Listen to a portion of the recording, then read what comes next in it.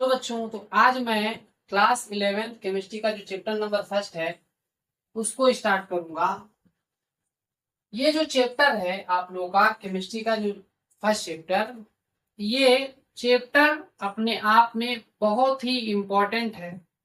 इस चैप्टर को आपको बहुत ही अच्छे से समझना चाहिए।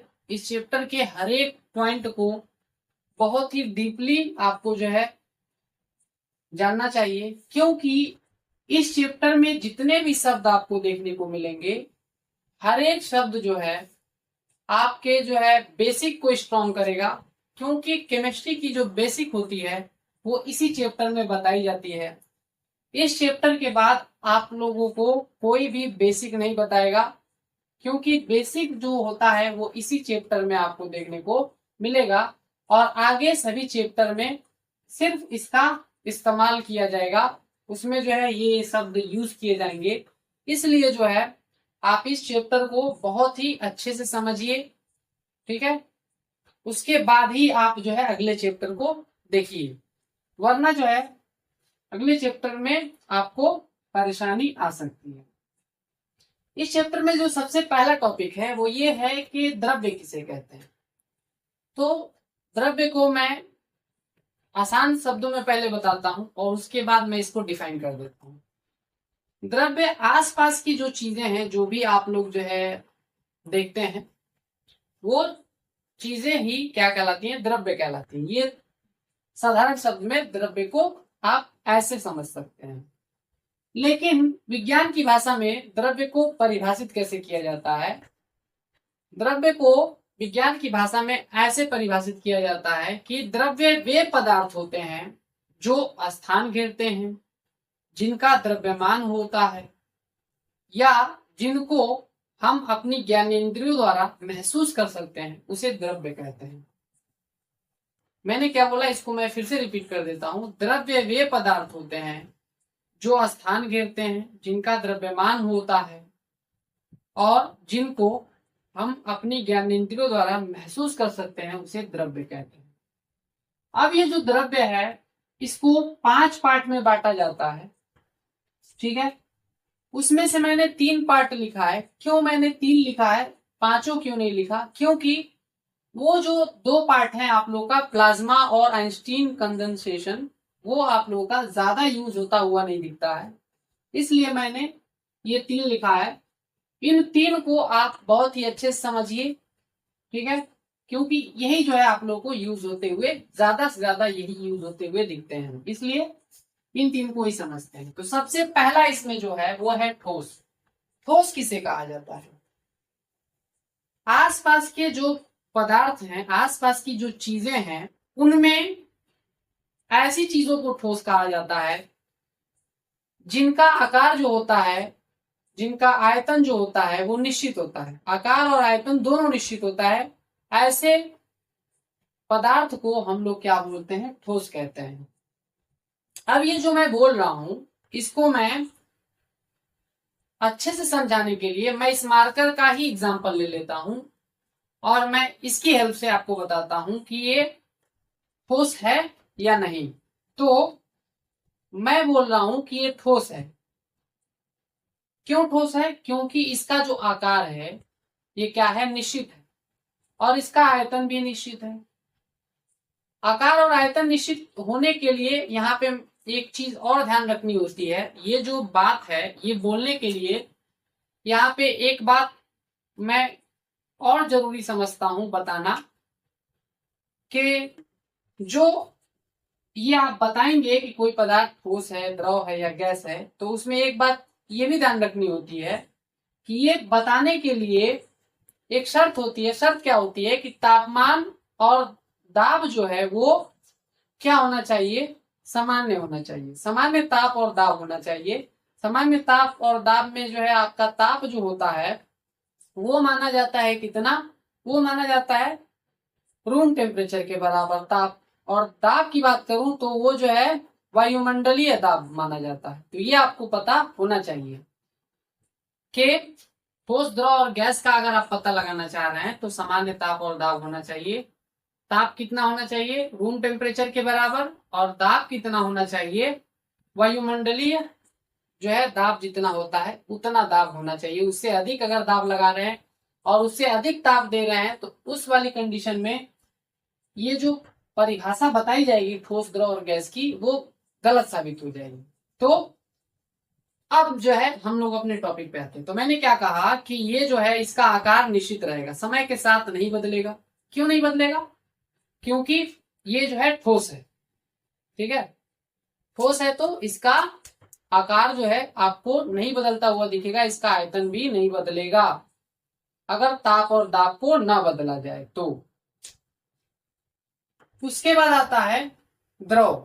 द्रव किसे कहा जाता है? द्रव आसपास की चीजों में उन चीजों को कहा जाता है जिनका आकार निश्चित नहीं होता है और आयतन निश्चित होता है। आकार निश्चित ना होने का जो मतलब है उसको मैं बताता हूं कि निश्चित ना होने का मतलब क्या होता है। कि अगर मैं पूछूं, कोई भी द्रव उठा लूं और मैं पूछूं कि उसके आकार के बारे में बताइए, तो आप उसका आकार नहीं बता सकते। जैसे कि मैंने इस मार्कर का अगर आपसे आकार पूछ लिया तो इसका आकार बताना पॉसिबल है, आप बता सकते हैं। लेकिन मैं पूछूं कि 1 लीटर पानी है, उसका आकार बताइए, तो क्या आप बता सकते हैं उसके आकार को? नहीं बता सकते, क्योंकि जिस कंटेनर में आप उसे डालेंगे, जिस डब्बे में डालेंगे, उस डब्बे का वो आकार ले लेगा। तो उसका जो है कोई स्पेसिफिक आकार है ही नहीं, तो बताएंगे कैसे? इसलिए जो है ये बोला जाता है कि जो द्रव होते हैं उनका आकार क्या होता है? अनिश्चित होता है। और आयतन की बात करें तो आयतन क्या होता है? वो निश्चित होता है। निश्चित होने का मतलब ये है कि कोई भी लिक्विड ले लीजिए, उसका अगर आयतन आप निकालेंगे तो जितना आयतन आएगा उसको आप किसी भी डब्बे में डालिए, वो उतना ही जगह घेरेगा। ये आपको प्रैक्टिकली करके देखने को मिलेगा। आप प्रैक्टिकल करके देखेंगे तो आपको ये प्रमाण मिल जाएगा। तो वहां से ये पता चलता है कि जो द्रव होते हैं उनका क्या होता है? आकार जो है अनिश्चित होता है लेकिन आयतन निश्चित होता है। बात करते हैं गैस की। तो गैस जो होते हैं इनका ना तो आकार निश्चित होता है और ना ही आयतन निश्चित होता है, ठीक है। तो ऐसे पदार्थ को क्या बोलते हैं हम लोग? गैस बोलते हैं। उसके बाद आता है कि सर ठोस, द्रव और गैस तो समझ गए, अब इनमें अंतर हमें बता दीजिए। तो अंतर जो है मैं इनके आधार पर बताऊंगा। सबसे पहला आधार क्या है जिसके आधार पर हम लोग जो है इन तीनों में अंतर कर सकते हैं? पहला आधार है आकार। आकार के आधार पर अगर मैं ठोस, द्रव और गैस में अंतर करना चाहूं तो कैसे कर सकता हूं? तो आकार के आधार पर जो ठोस के बारे में जानकारी है वो क्या होती है कि जो ठोस होता है उसका आकार क्या होता है? आकार निश्चित होता है। क्या लिखेंगे? निश्चित। आकार क्या होगा इसका? आकार होगा निश्चित ठोस का। और अगर मैं द्रव की बात करूं तो द्रव का जो आकार होगा वो क्या होगा? अनिश्चित होगा। क्या होगा? अनिश्चित। और अगर मैं गैस की बात कर लूं तो जो गैस है उसका आकार क्या होगा? उसका आकार भी अनिश्चित होगा। अनिश्चित होगा, ठीक है। उसके बाद जो है दूसरा आधार क्या है? दूसरे अगर आधार की बात करें तो वो है आयतन। ठोस का आयतन मैंने क्या बताया? ठोस का जो आयतन होता है वो क्या होता है? निश्चित होता है। निश्चित। द्रव के आयतन की बात करें तो वो भी क्या होगा आपका? निश्चित होगा। और गैस की बात करें तो गैस का जो आकार होगा वो क्या होगा? अनिश्चित होगा, ठीक है। इसी को आप नीचे लिख सकते हैं। उसके बाद आता है घनत्व। घनत्व पहले तो ये समझिए कि घनत्व कहते किसको हैं। ये दोनों तो मैंने समझा दिया, घनत्व को थोड़ा समझा देता हूँ। घनत्व क्या होता है उसके बाद जो है अंतर भी कर लेंगे। घनत्व का मतलब होता है कि जो भी ठोस बना हुआ होता है उसमें जो कण होते हैं वो जितने पास पास होंगे वो उसके घनत्व को बताते हैं, ठीक है। ये जनरल भाषा में मैं बता रहा हूँ, सामान्य भाषा में, जिससे कि आप उस चीज, किसी चीज को जब समझना होता है तो उसको सामान्य भाषा में समझा जाता है, और जब उसको याद करना होता है तो आप जो है विज्ञान की भाषा में उसे याद कर लीजिए, कोई दिक्कत नहीं, लेकिन समझिए आप उसे सामान्य भाषा में, ताकि आप उसे दिमाग में रख पाए। तो घनत्व क्या होता है? घनत्व का मतलब होता है कोई भी पदार्थ है तो उसमें जो कण हैं, ठीक है, वो बहुत पास पास हैं, तो ऐसा माना जाता है कि उसमें घनत्व क्या होता है? अधिक होता है। अब इसको कैसे जो है समझेंगे? तो आप जो है पढ़ते हैं ठोस में कि जो ठोस के कण होते हैं वो बहुत पास पास होते हैं। इसका मतलब ये है कि ठोस में जो घनत्व होगा वो अधिक होना चाहिए। किसकी अपेक्षा? द्रव की अपेक्षा। क्योंकि द्रव में जो आप लोगों का कणों को बताया जाता है, तो कणों को दूर दूर बताया जाता है। अवयवी कण जो होते हैं वो दूर दूर ठोस की अपेक्षा होते हैं। तो इसका मतलब ये है कि ठोस का जो घनत्व होगा वो क्या होगा? द्रव की अपेक्षा अधिक होगा, ठीक है। और द्रव का जो घनत्व होगा वो ठोस की अपेक्षा क्या होगा? कम होगा। और गैस में जो है आप लोगों के जो कण होते हैं वो दूर दूर बताए जाते हैं। तो इसमें हम क्या लिखेंगे कि जो ठोस का घनत्व होता है वो क्या होता है? ठोस का घनत्व अधिक होता है। तो यहाँ पे मैं क्या लिखूंगा? ठोस का घनत्व अधिक होता है, अधिक। और इसमें क्या लिखेंगे? ठोस से कम, ठोस से कम, ठीक है। उसके बाद जो है यहाँ पे क्या लिखेंगे? द्रव से भी कम, द्रव से भी कम, ठीक है। ये आपको दिमाग में रखना है। उसके बाद आता है आप लोगों का तीसरा, रिक्त स्थान। रिक्त स्थान में के जो भी आप लोग का ठोस, द्रव और गैस है उनके बीच में जो है जो कण होते हैं उनके बीच में जगह होती है, उसको रिक्त स्थान कहा जाता है। तो उसके बारे में ये पूछ रहा है। तो उसके आधार पे अगर अंतर करें तो जो ठोस के जो कण होते हैं, छोटे छोटे कण जिनसे ठोस बना हुआ होता है, उनके कणों के बीच में जो स्थान होता है वो बहुत कम होता है। क्या होता है? बहुत कम, बहुत कम। इसमें क्या होगा? ठोस की अपेक्षा, अपेक्षा अधिक, ठीक है। ठोस की अपेक्षा क्या होगा? ठोस की अपेक्षा क्या होगा? अधिक। और अगर गैस की बात करें तो क्या होगा? द्रव की अपेक्षा, अपेक्षा अधिक, ठीक है। तो ये आपको दिमाग में रखना है। उसके बाद गतिज ऊर्जा। गतिज ऊर्जा जो होता है वो ठोस के कणों का जो है गतिज ऊर्जा जो होता है कम होता है। इसका जो है क्या होगा? कम होगा। इसका जो है ठोस से अधिक होगा, ठोस से अधिक होगा, ठोस से अधिक। और गैस में अगर मैं बात करूं तो द्रव से अधिक इसमें होता है, द्रव से अधिक, अधिक, ठीक है। और उसके बाद बहने का गुण अगर मैं बताऊं तो बहने का गुण जो होता है ठोस में क्या होता है? नहीं होता है, बहने का गुण नहीं होता है। तो यहाँ पे मैं सिर्फ क्या लिख रहा हूं? नहीं होता है, ठीक है, नहीं होता है। और इन दोनों में मैं बताऊं तो इन दोनों में बहने का गुण होता है। दोनों में ही क्या लिखेंगे? कि बहने का गुण होता है। तो मुझे उम्मीद है कि ये अंतर समझ में आ गया होगा। अब मैं जो है अगले टॉपिक पे चलता हूं। उसके लिए आप लोग थोड़ी देर आप लोग जो है क्या करिए? वेट करिए, ताकि मैं इसको रब कर सकूं। उसके बाद जो है हम लोग अगले टॉपिक को समझेंगे।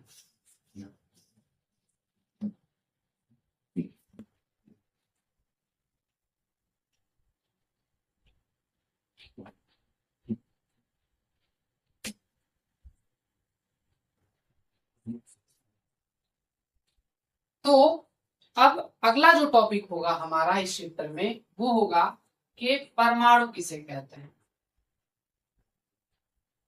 ठीक है। उसके बाद हम लोग समझेंगे अणु किसे कहते हैं, अणु किसे कहते हैं।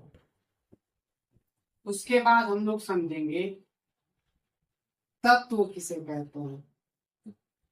ठीक है, तो अब इन 3 टॉपिक को समझते हैं, उसके बाद हम लोग जो है आगे बढ़ेंगे। परमाणु किसे कहा जाता है?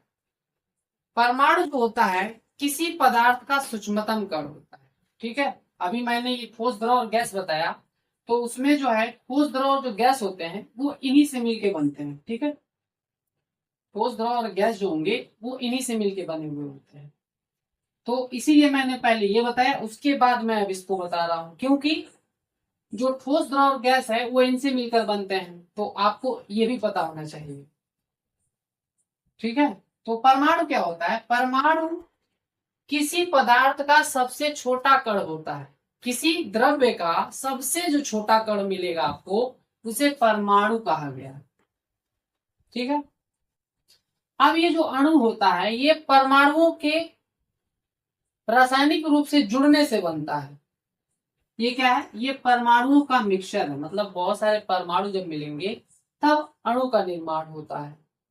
हाँ, लेकिन ये ध्यान रखना है कि सिर्फ मिलने से नहीं हो जाएगा, कोई भी परमाणु आपस में मिला देंगे तो ऐसा नहीं है कि वो अणु बन जाएगा। उसके लिए शर्त क्या है कि वो एक दूसरे से केमिकली रूप से जो है कंबाइन होने चाहिए, या उनके बीच में बॉन्ड बनना चाहिए। बॉन्ड बनेगा तब जो है उसे क्या बोल देंगे? अणु बोल देंगे। ठीक है, अब बात आती है कि ये परमाणु होते कितने हैं। ठीक है, ये जो छोटे छोटे कण हैं ये भी पता होने चाहिए। ये जो छोटे छोटे कण हैं ये भी आप लोगों को बताया जाता है केमिस्ट्री में कि ये जो है कितने प्रकार के होते हैं। 118 प्रकार के होते हैं। 118 जो है आप लोगों के परमाणु होते हैं, उनको जो है एक सारणी में दिखाया जाता है, जिस सारणी का नाम होता है आवर्त सारणी। वैसे तो उसे तत्व कहा जाता है, आवर्त सारणी में लिखा हुआ होता है, तो लेकिन तत्व क्या होता है वो भी मैं अभी समझाऊंगा, तो आपको क्लियर हो जाएगा कि उसको परमाणु भी हम कह सकते हैं। ठीक है, तो ये समझ में आ गया, ये समझ में आ गया। अब उसके बाद जाते हैं हम लोग तत्व किसे कहते हैं। तत्व जो होता है वो बहुत सारे परमाणुओं से मिलके बनता है, एक समान परमाणुओं से। इसमें सब क्या है कि जो परमाणु होंगे वो एक समान होंगे, तो एक समान जब परमाणुओं को एक साथ लिया जाएगा, बहुत सारे परमाणुओं को, तो उसे तत्व कहा जाएगा। अब इसको जो है सबको जो है मैं एक एक करके समझाता हूं, इनका एग्जाम्पल लेके, ताकि जो है जब आप लोग को एग्जाम्पल भी दिया जाए तो आप बहुत ही आसानी से उसको समझ पाए। मैं बोलता हूं कि हाइड्रोजन जो है, ऐसे मैंने लिख दिया और मैंने बोला कि ये आप लोगों का क्या है? हाइड्रोजन का संकेत। हाइड्रोजन एक परमाणु होता है। ठीक है, ये हाइड्रोजन परमाणु का जो है संकेत। तो अगर मैं परमाणु बोलता हूं तो इसका मतलब ये है कि हाइड्रोजन जो होगा जितना भी बड़ा होगा, सिर्फ और सिर्फ हाइड्रोजन का अगर एक परमाणु लेते हैं, एक कण लेते हैं, ठीक है, तो वो एक कण क्या कहलाएगा? परमाणु कहलाएगा। लेकिन अगर मैं ऐसा बोलता हूं हाइड्रोजन तत्व, ठीक है, अगर मैं ऐसा शब्द यूज कर लेता हूं कि हाइड्रोजन तत्व, तो इसका मतलब आपको क्या समझना है कि ये, अब हाइड्रोजन तत्व बोलने का मकसद ये है कि मैं अब एक हाइड्रोजन की बात नहीं कर रहा हूं, मैं अब एक हाइड्रोजन की बात नहीं कर रहा हूं, उसमें बहुत सारे हाइड्रोजन होंगे। अब इसका जो है दैनिक जीवन में, अगर मैं दैनिक जीवन में इसका एग्जाम्पल मैं अगर जोड़ना चाहूं तो बहुत आसान एग्जाम्पल है आपका। जैसे लोहे की रॉड ले लीजिए आप, लोहे का संकेत होता है Fe। जब Fe लिखा जा सकता, हाँ, तो जो आपके घर पे लोहा पड़ा हुआ है उस लोहे को आप क्या बोलेंगे? उस लोहे को आप परमाणु बोलेंगे या तत्व बोलेंगे? आप खुद आंसर सोचिए इसका कि जो आपके घर पे लोहा पड़ा हुआ है, क्या उसे आप परमाणु बोलेंगे या तत्व बोलेंगे?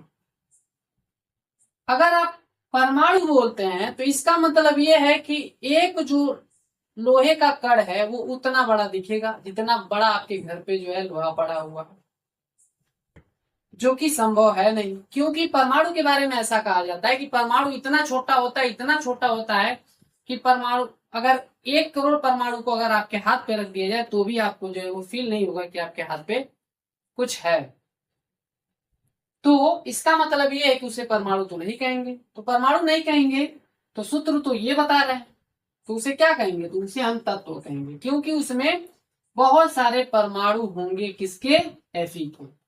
ठीक है, तो ये होता है तत्व और परमाणु में अंतर। अब बात आती है अणु की। अणु किसे कहा जाता है, तो जब कोई भी दो एटम आपस में कंबाइन है, जैसे कि यहाँ पे मैं ले रहा हूं ऑक्सीजन ले रहा हूं, ठीक है, तो ऑक्सीजन जब एक दूसरे ऑक्सीजन परमाणु से जुड़ता है तो क्या बनता है, ऑक्सीजन गैस बनती है, तो ये एक अणु होता है। कोई जरूरी नहीं है कि आप लोगों का एक ही प्रकार के जो है परमाणु मिलेंगे तो ही अणु बनेगा, इसको हम तत्व भी बोल सकते हैं। ठीक है, अब जो है अगला है आप लोग का H2O।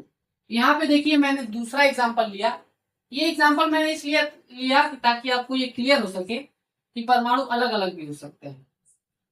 हाँ, लेकिन इसमें जो है आपको एक चीज ध्यान रखना है कि इसमें क्या होता है कि आपका जो परमाणु होगा ये जुड़ेगा और ये रासायनिक रूप से जुड़ेगा, तो ये डिफरेंस होता है परमाणु, अणु और तत्व में। मैंने इसको इतना डिटेल्ड इसलिए किया ताकि आप लोगों को आगे चल के किसी भी तरीके का जो है संदेह ना रहे, क्योंकि जो बच्चे हैं वो मैक्सिमम बच्चे जो है इन शब्दों को समझ ही नहीं पाते हैं, तो जब वो समझ ही नहीं पाएंगे तो ये बेसिक है, आगे चल के आपको बहुत ज्यादा जो है दिक्कत कर जाएगा। इसलिए मैं इन सभी टॉपिक्स को अच्छे से एक्सप्लेन करने की कोशिश करता हूं ताकि बच्चों को सही जानकारी मिल सके और आगे वो जो है जब इन शब्दों को सुने तो उसके दिमाग में आ जाना चाहिए कि इसका वास्तव में मीनिंग क्या है। और अगर बच्चा यही नहीं समझ पाएगा तो ये शब्द तो केमिस्ट्री में कोई भी ऐसा चैप्टर नहीं होगा जिसमें ये देखने को ना मिले, परमाणु, अणु, तत्व। ठीक है, तो मुझे उम्मीद है कि आपको वीडियो अच्छा लगा होगा।